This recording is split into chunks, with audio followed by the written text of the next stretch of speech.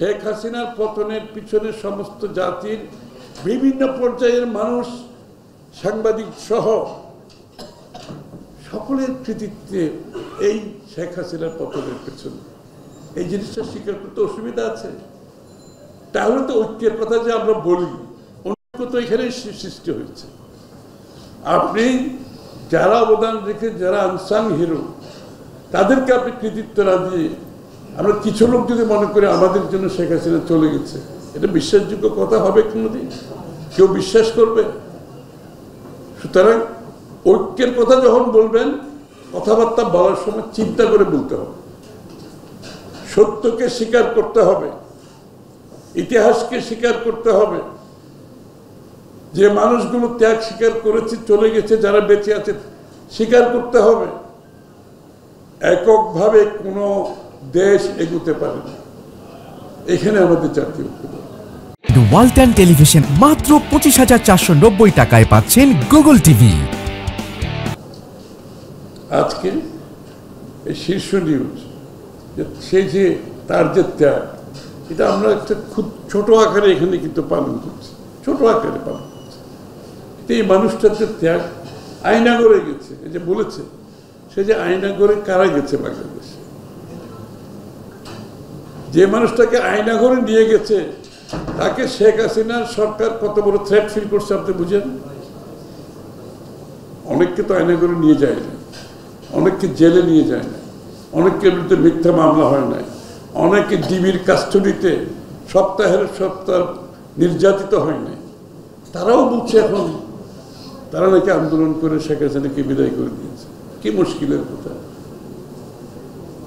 আবার একইভাবে যেই লোকগুলো আজকে, এমনকি সরকারেও আছে, আজকে যদি শেখ হাসিনা না যেত, তাহলে এই লোকগুলো এখন কোথায় থাকতো? চিন্তা করুন তো। কেউ অস্ট্রেলিয়া, কেউ আমেরিকা, কেউ জাপান, কেউ আমেরিকা, তার নিজ নিজ কাজ দিয়ে তারা ব্যস্ত ছিল।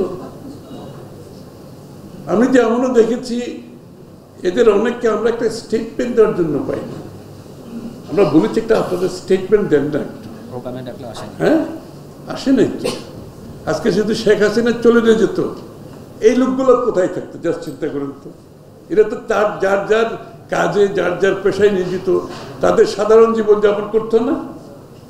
কিন্তু আমরা কোথায় থাকতাম? এখানে যারা বসে আছে, আমরা কোথায় থাকতাম? আমরা তো যেখানে ঢুকিয়েছিল ওখান থেকে আর বেরোতে পারতাম না আজীবন। আমাদের বিরুদ্ধে পুলিশ মার্ডার কেস, অন্য শত শত মামলার কথা আমি বলছি না, মানে আমরা কোথায় থাকতাম যে পুলিশ মার্ডার কেস আপনাকে যখন দেয়, আপনার হয়তো ফাঁসি হবে, নাহলে আজীবন জেল হবে, এই তো। তাহলে আমরা কোথায় থাকতাম আর ওরা কোথায় থাকত? এখানে যারা আছে সবগুলো, যেদিন শেখ হাসিনা পালিয়ে যায় সেদিনও তো আমরা জেলের ভিতরে। আমাদের সাথে 10,000 লোক জেলে, 10,000 তখন। বেশিরভাগই বিএনপির নেতা কর্মী, জামাত ইসলামের নেতা কর্মীরাও ছিল, মঞ্জু ছিল, আমাদের অনেকেই ছিল, অনেকেই। তাহলে আমাদের আজকে এই জিনিসটা অনুধাবন করতে হবে। আমরা যে ঐক্যের কথা বলতে থাকি, ঐক্যের জন্য তো আপনাকে সেই ঐক্যের মন মানসিকতা থাকতে হবে, আপনাকে গণতান্ত্রিক মন মানসিকতা থাকতে হবে। জনগণের মালিকানার কথাটা আপনি মাথায় রেখে আপনি ঐক্যের কথা বলতে পারবেন।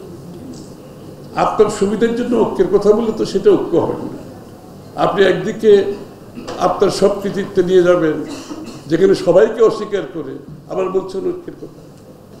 আপনি গণতন্ত্রের পথে হাঁটতে চাইবেন না, আপনি জনগণের নির্বাচিত সরকার চাইবেন না, আপনি জনগণের মালিকানা ফিরিয়ে দিতে চাইবেন না, তারপরে বলো ঐক্যের কথা।